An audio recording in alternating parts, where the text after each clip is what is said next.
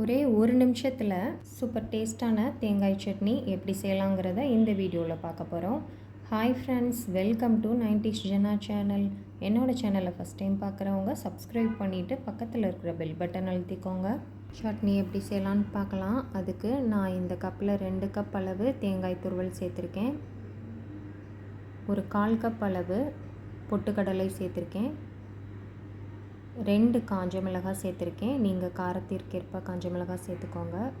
2 கொத்து கருவேப்பிலை சேர்த்துக்கலாம். ஒரு பல் பூண்டு தோல் நீக்கிட்டு சேர்த்துக்கலாம். இதுக்கு தேவையான அளவு புளி சேர்த்துக்கலாம். இது ஒரு 6 கொட்டை அளவு புளி இருக்கும். இந்த சட்னிக்கு தேவையான அளவு உப்பு சேர்த்துக்கலாம். நான் இன்றைக்கி 1/4 ஸ்பூனுக்கு கொஞ்சம் அதிகமாக கல் உப்பு சேர்த்துருக்கேன். ஒரு 1/2 டம்ளர் அளவு தண்ணி சேர்த்து இதை அரைச்சிக்கலாம்.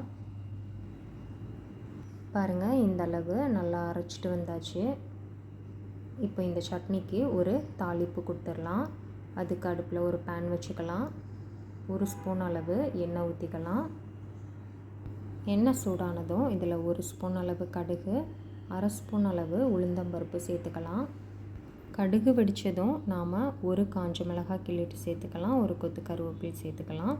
சேர்த்து எல்லாத்தையும் நல்லா கலந்து விட்டுட்டு இதை சட்னியில் எடுத்துகிட்டு வந்து சேர்த்துக்கலாம். இப்போ நமக்கு ரொம்பவே சுவையான தேங்காய் புளி சட்னி ரெடி ஆயிடுச்சு. இந்த சட்னி இட்லி தோசையோடு வச்சு சாப்பிட்றதுக்கு ரொம்பவே சூப்பராக இருக்கும்.